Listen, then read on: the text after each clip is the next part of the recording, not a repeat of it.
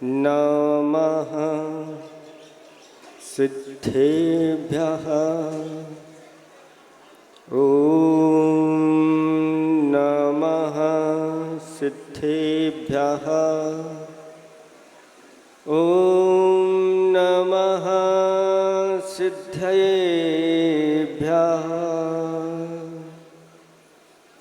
निर्मल जल सामान्य है जिनका, चंदन से है दिव्य वचन। अक्षत सम अक्षत है श्रद्धा, सुमनों सा सुंदर है तन। नैवेद्य चरित्र ज्ञान है दीपक, बस विधि करते धूप दहन। ध्यान सुफल है अर्घ समाधि, मुनिवर तुमको नित्य नमन। अनर्घ पद को पाने गुरुवर, मेरा अर्घ समर्पित है। एक जीवन क्या सौ सौ जीवन, गुरुवर तुम्हें समर्पित है। ऋषिवर तुम्हें समर्पित है। देवादिदेव 1008 चैतन्य चमत्कारी मनोहारी अतिशयकारी श्री अजितनाथ भगवान की जय। देवादिदेव 1008 170 समोसरण में विराजमान तीर्थंकरों की जय। परम पूज्य 108 आचार्य पेवर गुरुवर श्री विद्यासागर जी महामुनिराज की जय। उत्तम आर्जव धर्म की जय। 3,9 करोड़ मुनिराजों की जय। जय बोलिए पूज्य मुनिवर श्री विमल सागर जी महाराज की, मुनि संघ की। बंधुओं 3 दिन से लगातार देख रहे हैं, जब जब मुनिवर की वाणी खिलती है ये मेघ कुमार आकर के बरस जाते हैं। और ये संगीत वाले चले जाते तो क्या समझते हैं, तुम संगीत नहीं दोगे तो क्या संगीत नहीं बजेगा। ये देवता आकर के संगीत बजा जाते हैं। ऐसे मुनिराज के चरणों में बारंबार नमस्कार नमस्कार नमस्कार। धर्म स्नेही भवात्माओं, आज पर्युषण पर्व का तीसरा दिन है।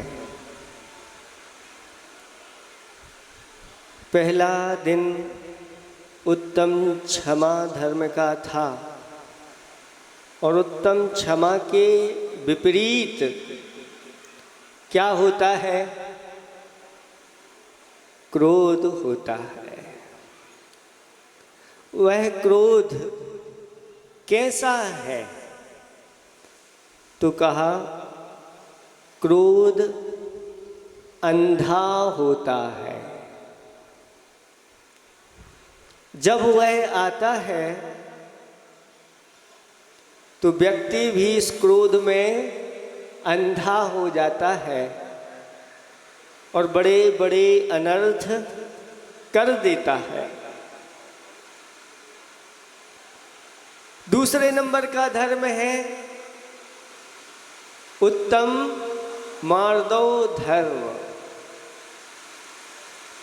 इसका प्रतिपक्षी क्या है? मान है। और मान के लिए कहा कि मान कैसा होता है? क्रोध तो अंधा है, मान कैसा होता है? तो मान बहरा होता है। मानी व्यक्ति जो होता है वह किसी की सुनता नहीं।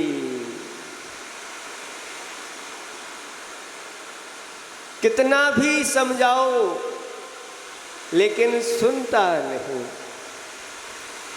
कुछ गुनता भी नहीं और बुनता भी नहीं।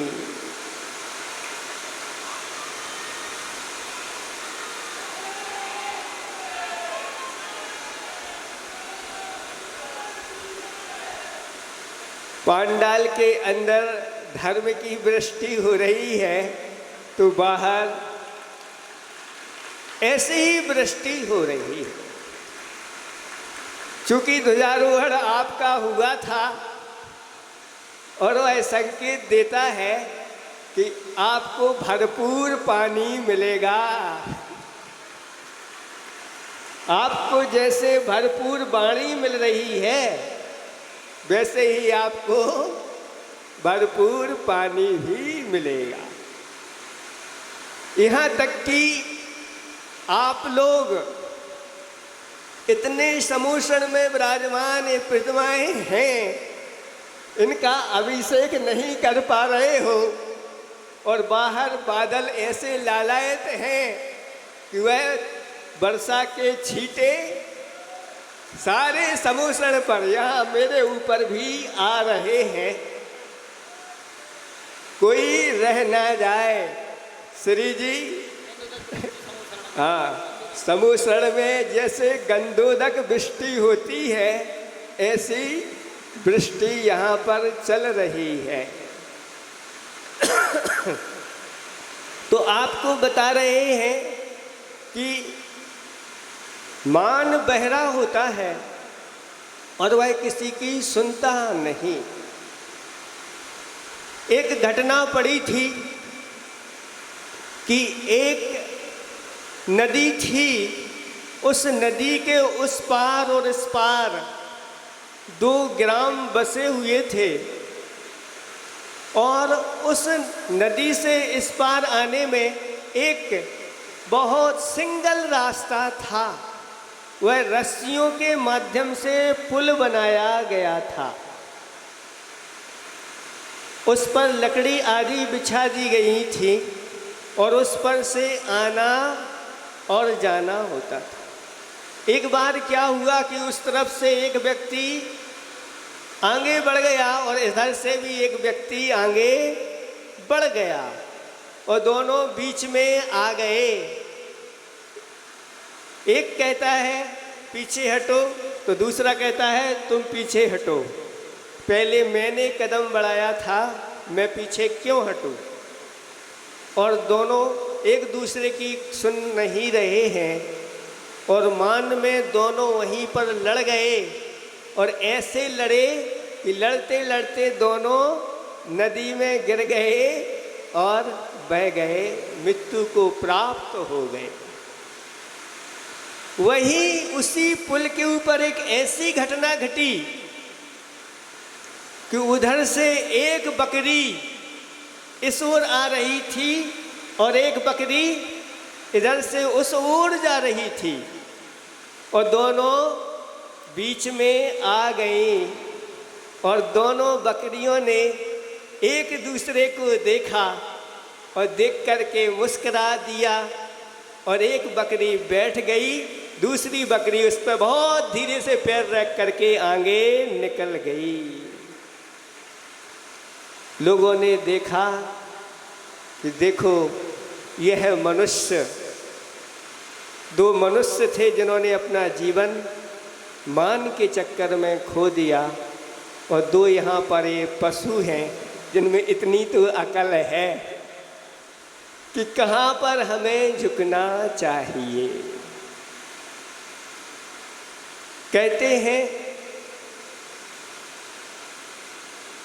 कि उम्र के लहजे में अगर अपन देखें तो कोई छोटे बड़े का फर्क नहीं पड़ता।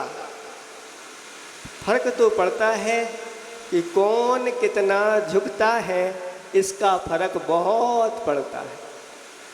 और जब देखते हैं इस धर्म के रास्ते में बड़े बड़े लोग भी छोटों के आगे झुक जाते हैं, ये सब क्या है? ये सब उत्तम आर्जव धर्म की महिमा है। कि बड़े बड़े पिताजी क्या, पितामह आदि, जब बच्चा दीक्षा धारण कर लेता है और 10 धर्मों को अंगीकार कर लेता है, तो वह सारे के सारे आकर के सारी कुटिलताओं को छोड़ करके, क्योंकि यह धर्म कुटिलताओं का त्याग करने वाला है। जो श्रमण सभी प्रकार की कुटिलताओं को त्याग करके अंदर से अपने हृदय को, अपने वचनों को, अपनी काया को वह सरल बना करके रखता है, उस श्रमण के आगे देवता लोग आकर के नमस्कार करते हैं। ऐसे ही वर्तमान में हमारे आचार्य भगवंत हैं। जब आचार्य भगवंत बुंदेलखंड में प्रवेश किया और बड़े बड़े विद्वान उनके पास आए, कुछ तो इसलिए आए कि पहले देखें तो ये क्या है, क्या करते हैं, कैसे करते हैं। एक बार गुरु महाराज के दरवाजे बंद थे, एक पंडित जी आए और दरवाजे में एक छेद था, उस छेद में से अंदर देख रहे थे और देख करके बाहर आए तो किसी ने उनको देख लिया और पूछा कि क्यों पंडित जी, छेद में से कितने छेद दिखे, छेद में से कितने छेद दिखे। पंडित जी गदगद हो करके बोले कि छेद नहीं, वहाँ तो हमें गुण ही गुण दिखे, गुण ही गुण दिखे। और उनके ऐसे भक्त बन गए वो पंडित जी। वास्तव में संत होते हैं तो ऐसे होते हैं। आचार्य भगवंत कहते हैं कि बुंदेलखंड वालों ने हमारी अग्नि परीक्षा ली है, तब मुझे स्वीकारा है, और अब ऐसा स्वीकारा है कि दुनिया में कहीं वो चले जाएं, लोग ढूंढते हुए पहुंच जाते हैं। ये सब उत्तम आर्जव धर्म की महिमा है। आचार्य भगवंतों ने कहा कि जिसका हृदय शुद्ध है, जिसके वचन शुद्ध हैं, जिसकी आहारचर्या शुद्ध है, वह इस कली काल में भगवान स्वरूप है, भगवान का ही रूप है। और ऐसे हमारे लिए भगवान स्वरूप आचार्य भगवंत हमारे लिए मिले हैं।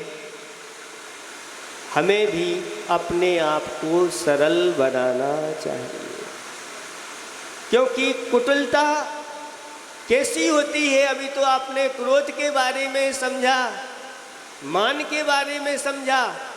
माया कैसी होती है, माया कैसी होती है बताओ। अगर बताओगे भी तो आवाज़ नहीं आ रही है। हमारी आवाज़ आप तक पहुंच रही है कि नहीं? पीछे नहीं जा रही होगी, आ रही है?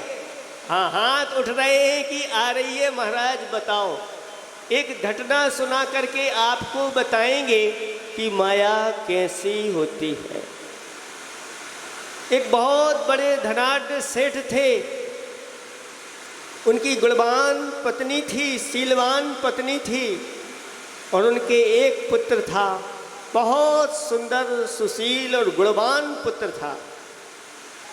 और वह पुत्र नित्य अनेक प्रकार के बेश कीमती आभूषणों से सुसज्जित रहता था, और जब बाहर निकलता था तो लोग देख करके रह जाते थे, ये कौन कौन से आभूषण इतने बेश कीमती पहने हुए। एक दुष्ट की नजर उस बालक के आभूषणों पर पड़ गई और वह निरंतर इसी घात में रहता कि कब वो मौका आए मुझे ये आभूषण मिल जाए। और एक दिन बालक कहीं बाहर घूमने के लिए निकला और वह व्यक्ति जिसके अंदर कपट था वह पीछे लग गया, लेकिन वह बालक कुछ भीड़ में ऐसा वह गोल हो गया, कहाँ निकल गया पता नहीं चला। तब वह उसको ढूंढते हुए आगे बढ़ता गया और एक बुढ़िया मिली और उस बुढ़िया से पूछा, कहीं तुमने एक बालक को देखा है जो विशेष आभूषणों से सुसज्जित था? उस बुढ़िया ने उस व्यक्ति के भावों को पकड़ लिया, इसके अंदर कपट है।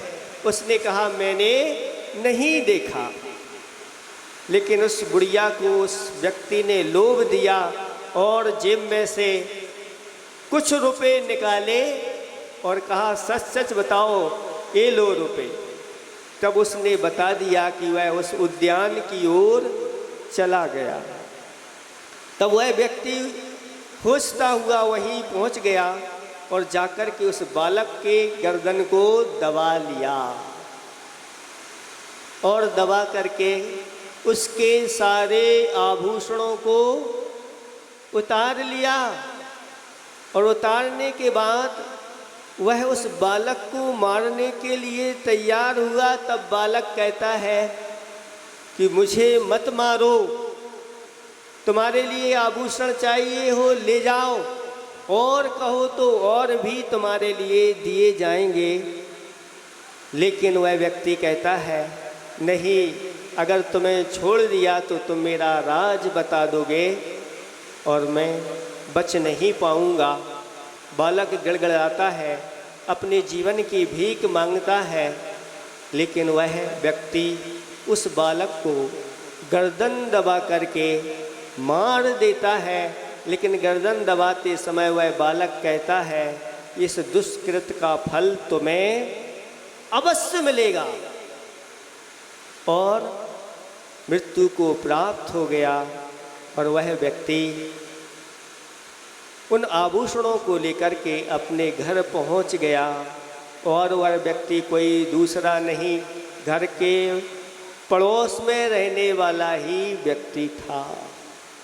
बहुत देर के बाद जब बालक आया नहीं, तब उसकी खोजबीन की गई और वह मृत बालक सेठ के नौकर लोग उसको उठा करके लाए।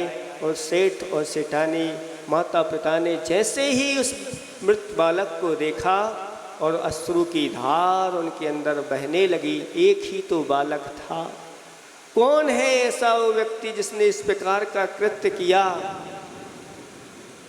वह पड़ोसी था, वह भी आ गया वहाँ पर और उनके साथ रोना धोना प्रारंभ कर दिया।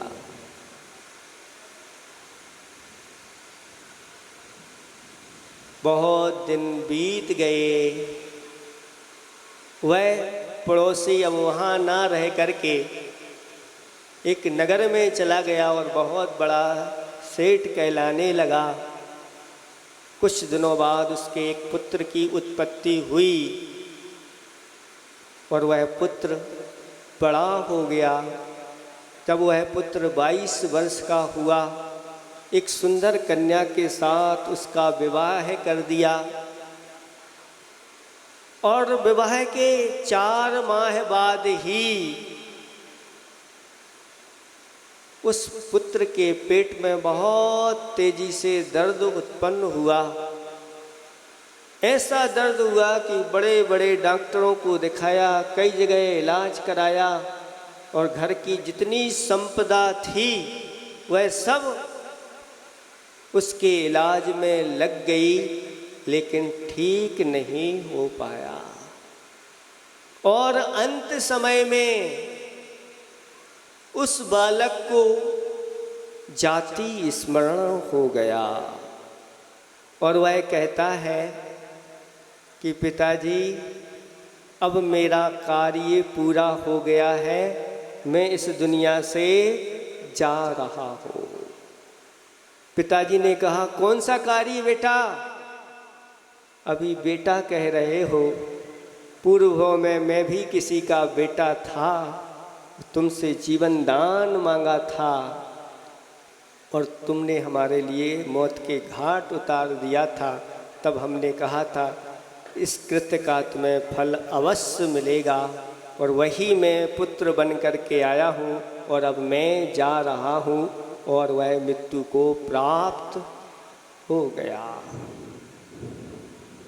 सारा का सारा घर फूल फल रहा था, सब कुछ हो गया था, लेकिन ये अचानक घटना घटी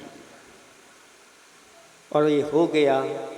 आचार्य भगवंत कहते हैं कि जिसने इस प्रकार के कृत्य किए हैं उसका फल अवश्य मिलता है। तेरी दो आंखें तेरी ओर हजार, सतर्क हो जा, ये आचार्य भगवंत का हाइकू है। क्या है? तेरी, तेरी नहीं कहो, तेरी कहने में तो बहुत अच्छा लगता है।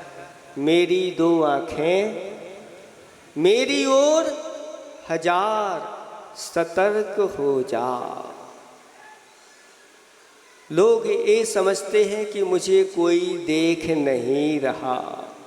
दुनिया में आप कहीं भी चले जाओ, ऐसे अंधकार कोठी में भी चले जाओ पाप करने के लिए, वहाँ भी आपको देखते रहते हैं। कौन देखने वाले हैं? ये बैठे हैं ऊपर अरहंत भगवान, इनके केवल ज्ञान में दुनिया की सारी करतूतें उनके केवल ज्ञान रूपी दर्पण में झलक रही हैं। कोई नहीं बच सकता, दुनिया का कोई भी नहीं बच सकता। प्रत्येक क्रिया उनके ज्ञान रूपी दर्पण में। ऐसे मुनिराज हैं, अवधि ज्ञानी मुनिराज हैं, वो भी बहुत कुछ जान लेते हैं। देवलोग भी अवधि ज्ञान के माध्यम से बहुत कुछ जानने वाले होते हैं। हम सोचते हैं हमें कोई देख नहीं रहा है। आप लोग पूजा पढ़ते हैं ना, भय त्याग दूध बिलाओ पीवे आपदा नहीं। जब बिलाव होता है, बिल्ली जो होती है वह चुपचाप चुपचाप जाती है और दूध पीने लग जाती है, आंखें बंद कर लेती है, इधर उधर नहीं देखना, अब मुझे कोई देख नहीं रहा है। और पीछे से जब डंडा पड़ता है तब समझ में आ जाता है कि हाँ कोई तो देख रहा है। जब कर्म वह उदय में आता है, जब उसका फल मिलता है, तब व्यक्ति को समझ में आता है ये सब पूर्वकृत ही कर्म है। उसका जीवन दुखमय हो गया। जिसने पूर्व में किसी को दुख दिया था, अब उसको भी दुख देखने को मिल रहा है। एक बार उस नगर में एक मुनिराज आए और वह अवधि ज्ञानी मुनिराज थे। सभी लोग उनकी दिव्य देशना सुनने के लिए पहुँचे और वह व्यक्ति भी उन महाराज के पास पहुँचा जिसने पूर्व में ये कृत्य किया था। वह कहता है कि महाराज मैंने ऐसा ऐसा कृत्य किया था और उसका फल मुझे मिल गया, लेकिन मुझे तो ठीक है ये फल मिला, लेकिन मेरी पत्नी को क्यों मिला? और मेरे पुत्र की पत्नी ने ऐसा क्या किया था कि अभी अभी तो उसका विवाह हुआ था और वह उसको छोड़ करके चला गया। इन्होंने तो ऐसा कुछ भी नहीं किया। तब महाराज कहते हैं कि सुनो, जब तुम आभूषण लेकर के आए थे और अपनी पत्नी को दिए थे, उस पत्नी ने तुम्हारी अनुमोदना की थी, वह भी प्रसन्न हुई थी, उसका पाप भी उसको भोगना पड़ा। और यह पुत्र वधू वही है, वही बुढ़िया है जिसको तुमने कुछ रुपए दिए थे और उस लोभ में आकर के उस बालक का पता बता दिया था, और वह मर करके वह तुम्हारे पुत्र की पुत्र वधू बनी है। ये सब उसका फल है। कहा है कि आप जो लेखा करें, आप जो लेखा करें, आप ही जोखा करें। आप जो लेखा करें, आप ही जोखा करें। टंच कसती है कसौटी, जो करें चोखा करें। चोखा करने की आदत डाल लो अपने जीवन में, चोखे बनने की आदत डालो। आचार्य भगवंत ज्ञानी सागर जी ने मुनि विद्यासागर जी महाराज के बारे में उस समय जब मुनि रूप में थे, तब उनके मुख से जब उनकी चर्या देखी, निरीह वृत्ति देखी, तब उन्होंने कहा, ये मुनि विद्यासागर पंचम काल के नहीं, चौथे काल के श्रमण हैं, और ये चोखे संत हैं। जिनको ये मिल जाएंगे उसका जीवन धन्य हो जाएगा। ऐसे भारतवर्ष को ऐसे श्रमण मिले। तो आप जो लेखा करें, आप ही जोखा करें। टंच कसती है कसौटी, जो करें चोखा करें। किस तरह से एक पल में फूटते हैं फूकने, किस तरह से एक पल में फूटते हैं फूकने। जिंदगी को जानना हो, बुलबुले देखा करें। जिंदगी को जानना हो, बुलबुले देखा करें। आप अपने ही कदम से पा सकेंगे मंजिलें, रास्तों के अनुभवों से फलसफा सीखा करें। श्वास हर एक अनमोल है, दिलसाज की आवाज है, गुनगुनाने को मिली है, व्यर्थ मत बोला करें। टंच कसती है कसौटी, जो करें चोखा करें। एक दिन की बात हो तो माफ भी कर दें प्रभु, एक दिन की बात हो तो माफ भी कर दें गुरु। ये कहाँ की बदसलूकी, रात दिन धोखा करें। टंच कसती है कसौटी, जो करें चोखा करें। आज चोखा बनने का दिन है, क्योंकि जो चोखे नहीं होते उन्हें अनेक प्रकार के दुख उठाने पड़ते हैं। हम अंदर ही अंदर प्रसन्न होते हैं किसी को ठग करके। कोई ग्राहक दुकान पर आ जाए और सुबह सुबह आ जाए और अच्छा दाम दे करके चला जाए, और वह 100 का दाम, 100 का माल था और 1000 में चला गया, और भीतर ही भीतर कई गुने उसके दाम लिख देते हैं और ऊपर से उसको ताना भी दे देते हैं, जाओ तुम्हें हमने बहुत सस्ता दे दिया है, क्योंकि तुम अपने ग्राहक हो, किसी से कहना नहीं। ये भी साथ में कह देते हैं, तुम्हारे लिए इतना सस्ता दे दिया, नहीं तो दूसरा आता तो कितने गुने लेते, उससे क्या होता। और दिन भर आनंदित होते रहते हैं। ये आनंद जो मनाया जाता है, एक ऐसा आनंद है जो रोज ध्यान का रूप रहता है।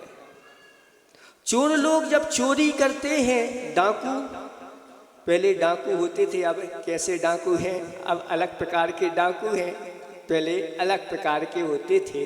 इसलिए पंक्ति लिखने वालों ने कहा कि कपट न कीजिए कोई, चोरन के पुर ना बस। कपट कोई नहीं करो, क्योंकि चोरों के नगर नहीं बसते। जो डाकू रहते थे वो कहाँ, जंगलों में, कहीं पहाड़ी पर जाकर के छुप करके रहते थे। ऐसे नहीं नगर बसा करके। ये उस समय की बात है। आज नगर के नगर तो नहीं होते, लेकिन नगरों में ही ये रहने लगे हैं। इनको कोई पहचान नहीं पाता। क्यों?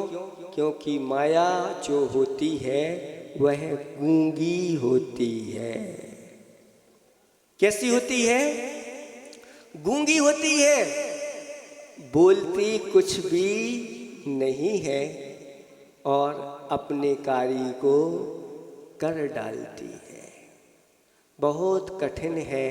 अनादिकाल से इस माया के कारण से हम अपनी आत्मा को ठगते आए हैं। लगता है कि हमने दूसरे को ठग लिया, लेकिन हमने स्वयं को ठग लिया। ऐसे कब से ठगते आए हैं। अनंत भाव हमारे निकल गए हैं। हमारे परिणामों में, हमारे वचनों में, हमारे काय में वो सरलता नहीं आ पा रही है। ये तभी आएगी जब संकल्पित हो जाते हैं मन वचन काय से कि मुझे इसको जीतना है। अब मुझे सरल बनना है। मुझे किसी के साथ छल कपट नहीं करना है। जब इस प्रकार की निरंतर भावना करते हैं तब जाकर के कहीं थोड़ा बहुत अंतर आता है। थोड़ा सा अंतर आता है, ज़्यादा नहीं आता।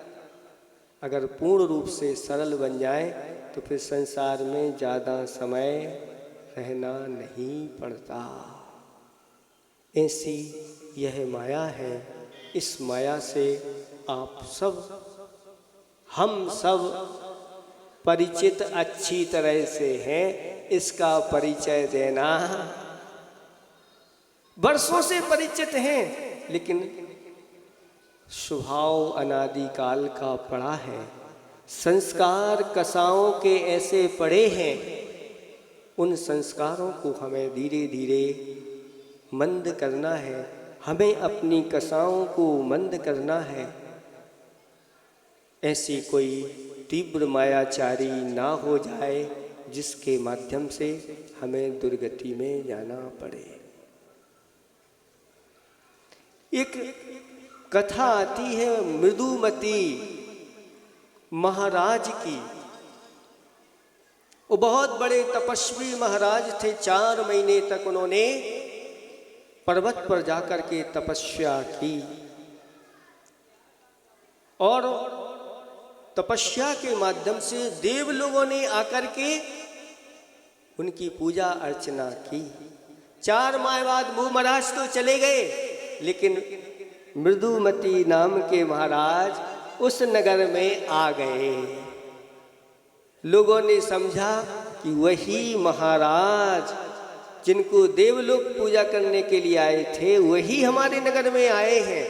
और लोगों ने उनकी बहुत प्रशंसा प्रारंभ कर दी। अब वही महातपस्वी हैं, देवलोग आए थे आपकी पूजा आराधना करने के लिए। ये सब चालू हो गए, लेकिन जो महाराज थे उन्होंने ये नहीं कहा कि मैं वो नहीं हूँ। क्यों? क्योंकि जो माया होती है वह गूंगी हो जाती है। उन्होंने बोला नहीं। उसके परिणाम स्वरूप वह पूर्व में देवायु आदि का बंद हो गया होगा। उसके परिणाम स्वरूप स्वर्ग में गए, लेकिन वहाँ से स्वर्ग से च्युत होकर के हाथी की पर्याय को प्राप्त हो गए। जब थोड़ी सी माया इतने बड़े फल को दे सकती है, तो फिर जो बड़ी बड़ी माया के चक्कर में लगे हुए हैं उनका क्या होगा। माया की माया है अद्भुत निराली, और कहीं पर होली तो कहीं पर दिवाली, ऐसी स्थिति हो जाती है। बाहर से लेबल लगा हुआ है, ऊपर से सील बंद है, लेकिन भीतर है खाली। माया की माया है अद्भुत निराली। नोटों की गड्डी, ऊपर है असली और भीतर है जाली। माया की माया है अद्भुत निराली। पंच भी मंजूर और पंचायत भी मंजूर, किंतु वहीं से बहेगी नाली। माया की माया है अद्भुत निराली। हे बप्पात्माओ, छोड़ो छल कपट और माया, क्योंकि अब भरोसा नहीं कब हो जाए जीवन की अंतिम फाली। माया की माया है अद्भुत निराली। इस माया को छोड़ करके जिन्होंने ऐसे उत्तम आर्जव धर्म को धारण कर लिया, ऐसे सब मुनिराजों को मेरा यहीं से बारंबार नमस्कार हो, नमस्कार हो, नमस्कार हो। और भगवान से प्रार्थना करते हैं, भगवान मुझे भी ऐसी सरलता प्राप्त हो जिसके माध्यम से संसार से पार हो सकूं। अहिंसा परमो धर्म की जय हो। पूज्य मुनिवर श्री विमल सागर जी महाराज की। सच है बंधुओं, ये माया की माया बड़ी निराली है। निरंतर आप टीवी में देखते हैं कि माया पैसे के लिए देखना क्या करते हैं लोग,